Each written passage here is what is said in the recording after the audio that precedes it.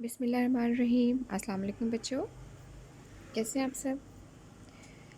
اچھا بچوں، آج کا آپ کا 10th کلاس، آج کا آپ کا جو اردو کا چیپٹر ہے اس میں سب سے پہلے تو حمد ہے، ٹھیک ہے؟ ہم نظم ہے، آپ کو پتہ ہے۔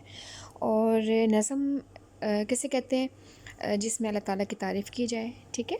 تو حفیظ الندری اس کے شاعر ہیں، اور سب سے پہلے ان کے اگر ہم حالات زندگی دیکھ لیتے ہیں یا ابتدائی حالات دیکھ لیتے ہیں، وہ یہ ہے کہ ان کے تاریخ پیدائش جو ہے وہ 1900 ہے، اور تاریخ وفات جو ہے 1982 ہے، ٹھیک ہے؟ یعنی کہ 1900 کو وہ پیدا ہوئے اور 1982 کو ان کی جو ہے وفات ہوئی ہے، ٹھیک ہے؟ تو سب سے پہلے ان کے نام کی طرف جاتے ہیں۔ ان کا نام محمد حفیظ اور تخلص ان کا حفیظ تھا، ٹھیک ہے؟ جلندھر میں پیدائش ان کی ہوئی ہے، ابتدائی تعلیم بھی وہیں پہ ہوئی، اور چونکہ گھریلو حالات جو ہے وہ ان کے ٹھیک نہیں تھے تو انہوں نے بھی تعلیم چھوڑ دی ادھوری، اور بچپن سے ہی شعر کہنے کا شوق تھا، اس لیے بچپن سے شعر کہہ رہے تھے، اور وہ اس کے لیے ظاہر سی بات ہے کسی نہ کسی استاد کی ضرورت تھی، تو ان کے استاد کا نام تھا مولانا غلام قادر گرامی، ٹھیک ہے؟ ان کے استاد تھے وہ۔ اس کے علاوہ انہوں نے مختلف ادبی پرچوں میں وہ لکھتے رہے ہیں، اور مشاعروں میں جاتے رہے ہیں، وہاں پر ان کو دعوت ملتی رہی ہے، اسی طرح کہ آ کے شاعری پڑھیں۔ اس کے علاوہ ان کی زندگی میں یہ کہ انہوں نے مختلف سرکاری محکموں سے وابستہ وہ رہے ہیں۔ اس کے بعد 1947 میں جب پاکستان بن گیا تو وہ پاکستان آ گئے، اور یہاں پر 1982 میں لاہور میں فوت ہوئے، اور ان کا مزار جو ہے وہ اقبال پارک میں مینار پاکستان کے قریب واقع ہے، ٹھیک ہے؟ تو کبھی یہ جب آپ لاہور جاؤ تو آپ دیکھیں وہاں پر ان کا مزار موجود ہے۔ تو اب چلتے ان کے اسلوب بیان کی خوبیوں کی طرف چلتے ہیں۔ وہ ان کے اسلوب نگارش یا طرز تحریر کیسا تھا؟ تو کویسچن آتا ہے نا بچے بورڈ میں، تو آپ نے اس کی جگہ پھر کیا جواب، اس کا جواب لکھنا ہے کہ ان کا اسلوب نگارش جو ہے وہ زبان کی صفائی، سادگی، سوز و گداز، موسیقیت، ٹھیک ہے؟ ان کے کلام کی نمایاں خوبیاں رہی ہیں، اور پاکستان کا قومی ترانہ ان کی ایک باعث فخر تخلیق ہے، ٹھیک ہے؟ اس کے علاوہ وہ قادر الکلام شاعر تھے، انہوں نے بہت سی قومی نظمیں بھی لکھی ہیں، اور اس کے علاوہ جو باقی اردو کے باقی اصناف سخن جیسے مثنوی ہوتی ہے، گیت ہے، غزل ہے، نظم، اس میں بھی طبع آزمائی کی ہے، یعنی اس میں بھی شاعری انہوں نے کی ہے، ٹھیک ہے؟ لکھا ہے اس میں بھی کچھ نہ کچھ۔ تو اگر آپ سے پوچھا جاتا ہے کہ ان کی اہم تصانیف کون کون سی ہیں تو آپ کیا جواب دو گے؟ کہ سب سے بڑا تو شاہنامہ اسلام جو ہے ان کی قابل قدر تخلیق ہے، اور یہ اردو کی قومی، ملی اور رزمیہ شاعری میں عمدہ اضافہ ہے، ٹھیک ہے؟ اس کے علاوہ ان کے اور جو مزید تصانیف ہیں وہ ہیں سوز و ساز، حفیظ کے گیت، حفیظ کی نظمیں، ٹھیک ہے؟ چونٹی نامہ، طابع خاکہ شیری، یہ سارے جو ہیں وہ ان کی جو ہے وہ کتابوں کے نام ہیں۔ چلیں اب چلتے ہیں اشعار کی تشریح کی طرف۔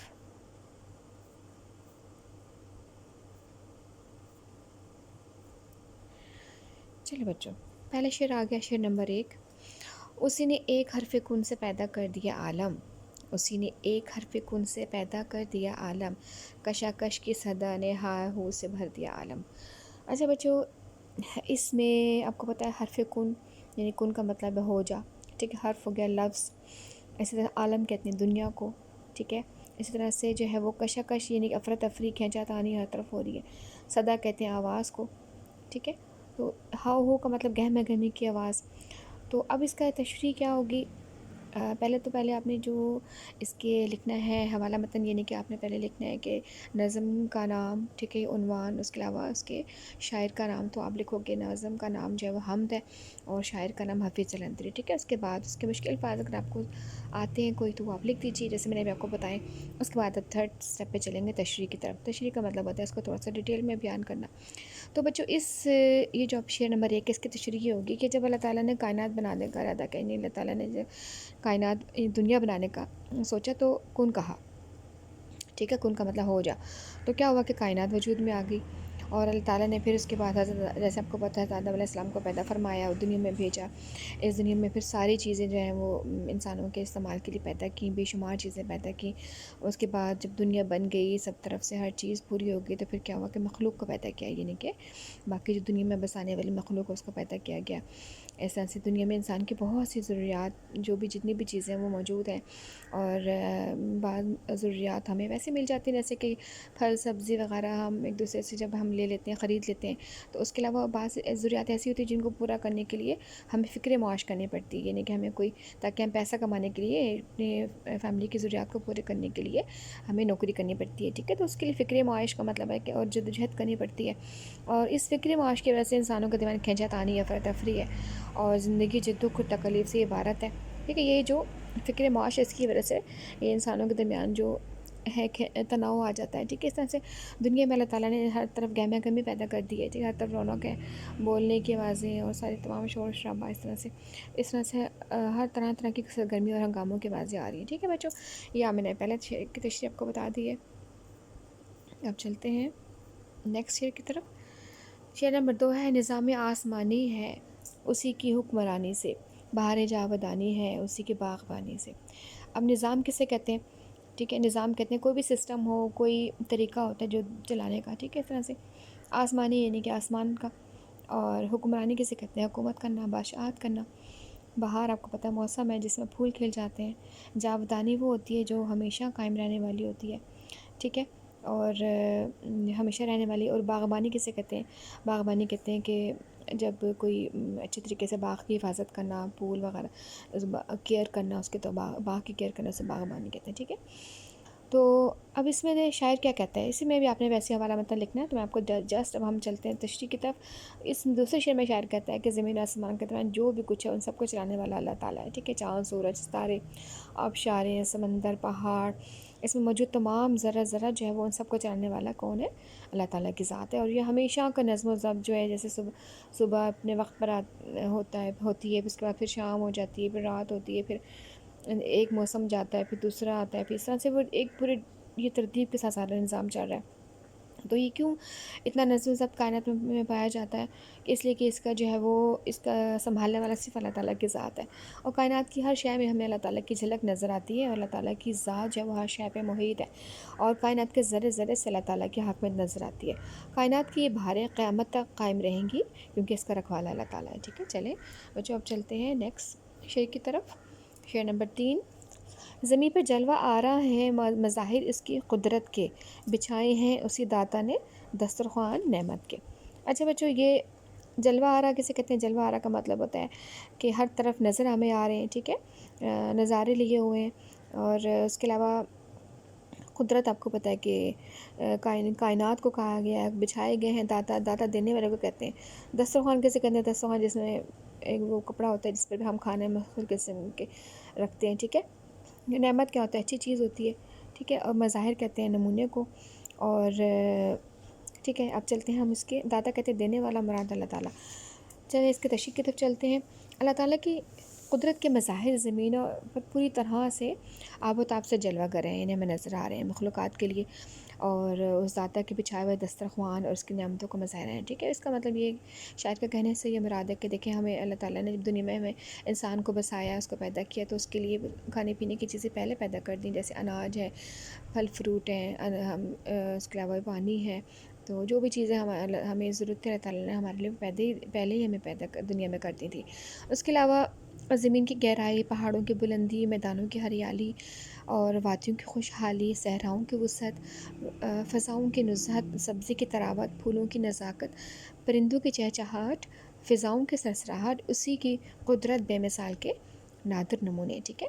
اور اس کے علاوہ واللہ خیر الرازقین، یعنی کہ سب رزق دینے والا اللہ تعالیٰ ہی کی ذات ہے۔ اس نے اللہ تعالیٰ نے انسان سے لے کر جتنی بھی مخلوقات دنیا میں پیدا فرمائی ہیں، وہ کون کون سی مخلوقات ہیں انسان کے علاوہ؟ دیکھتے انسان ہو گیا، پھر حیوان، چرند پرند، یہاں تک کہ حشرات الارض، حشرات کسے کہتے ہیں؟ کیڑے مکوڑے، ٹھیک ہے۔ ہر چیز اللہ تعالیٰ نے جو دنیا میں پیدا فرمائی ہے اس کے لیے کھانے کا انتظام اللہ تعالیٰ نے خود اپنے ہاتھ میں رکھا ہوا ہے۔ تو تمام مخلوقات کے لیے زمین پر رزق کی انواع و اقسام کے دسترخوان بچھائے ہوئے ہیں، ٹھیک ہے بچوں۔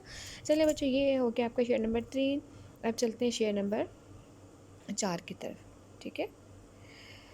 یہ سرد و گرم، خشک و تر، اجالا و تاریکی، نظر آتی ہے سب میں شان اسی بارے ذات باریکی، ٹھیک ہے۔ اب سرد و گرم، یہ موسم کو کہا گیا، سردی، گرم گرمی، خشک و تر، اگر جس میں خشک سا جو موسم ہوتا ہے، ٹھیک ہے، تر جو ہے جیسے موسم برسات ہوتی ہے، اجالا اندھیرا، یہ سارا کچھ جو کچھ بھی ہمیں نظر آتا ہے دنیا میں، وہ سب میں ہمیں اللہ تعالیٰ کی شان نظر آتی ہے، ٹھیک ہے۔ تو شاعر کہتے ہیں کہ جتنا بھی کائنات میں ہمیں نظم ضبط نظر آ رہا ہے کہ وہ یہی ظاہر کرتے ہیں کہ کوئی بہت بڑی طاقت جو ہے وہ ہے جو یہ دنیا چلا رہی ہے۔ ظاہر سی بات ہے اللہ تعالیٰ ہی چلا رہا ہے، اور اگر یہ چیز اگر انسان کے ہاتھ میں ہوتی تو کب کی تو وہ برباد ہو جاتی ہے۔ اللہ تعالیٰ ہی ہے جو اس دنیا کو چلانے والا ہے، دنیا کو، کائنات کے نظام کو سنبھالنے والا ہے۔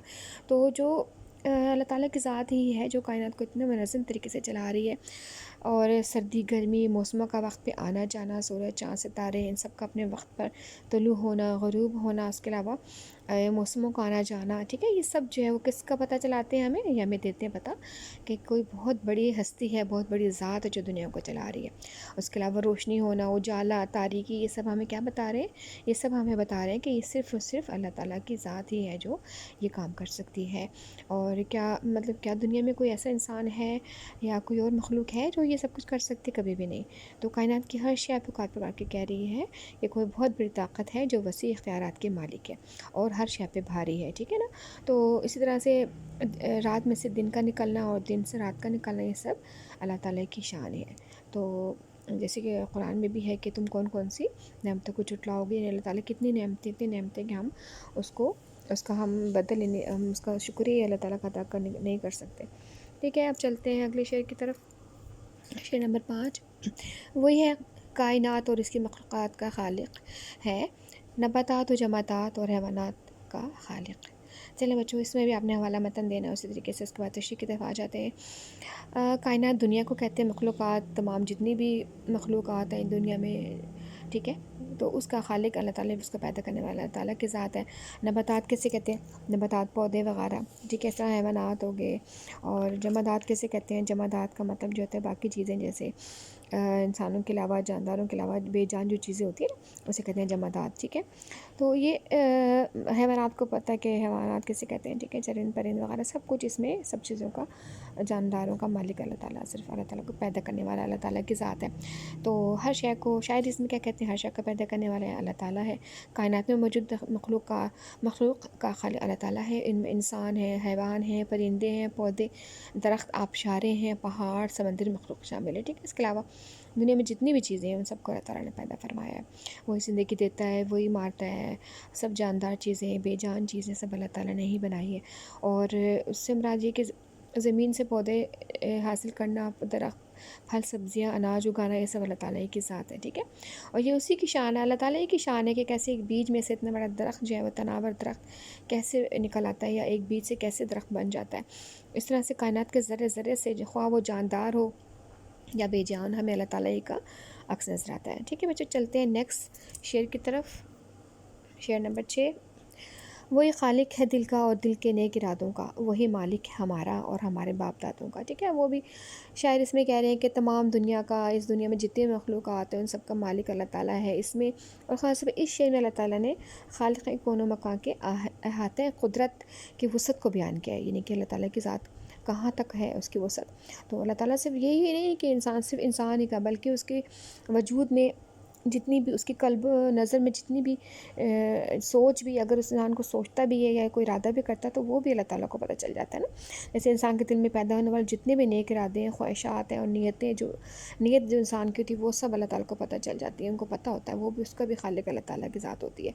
اور ہر ایک نیک عمل اور صالح فعل کی تحریک انسانی زندگی دل میں قدرت خداوندی کی جانب سے ہی ہوتی ہے، یعنی کہ جب ہم سوچتے ہیں نا کسی کے لیے نیکی کرنا، تو یہ ہماری سوچ اللہ تعالیٰ کی طرف سے آتی ہے۔ وہ نہ صرف ہمارا خالق و مالک ہے، بلکہ حضرت آدم علیہ السلام سے لے کے آج تک جتنے بھی انسان پیدا ہوئے دنیا میں، اور قیامت تک جتنی بھی مخلوقات پیدا ہوں گی، تخلیق ہوں گی، ان سب کا خالق و مالک اللہ تعالیٰ ہی ہے، ٹھیک ہے۔ اور وہی ہے جو دو جہانوں کا مالک ہے، ٹھیک ہے۔ اگلے اور آخری شعر کی طرف چلتے ہیں۔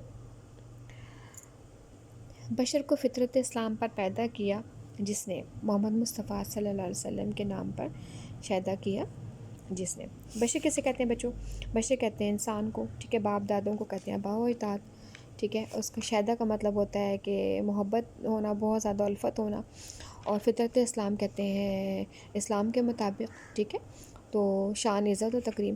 اچھا بچے، یہ اب کہا گیا کہ شاعر کہتا ہے کہ اللہ تعالیٰ نے انسان کو پیدا کیا ہے، اور اسے دین اسلام کے اصولوں پر چلنا سکھایا ہے، ٹھیک ہے نا۔ دین اسلام کے احکامات پر عمل کر کے ہم ایک پرسکون زندگی گزار سکتے ہیں، ایک اچھی زندگی گزار سکتے ہیں۔ جب تک ہم اللہ تعالیٰ کے احکامات پر عمل کر کے زندگی نہیں گزار سکیں گے بچوں، تو ہماری زندگی میں بے سکونی رہے گی۔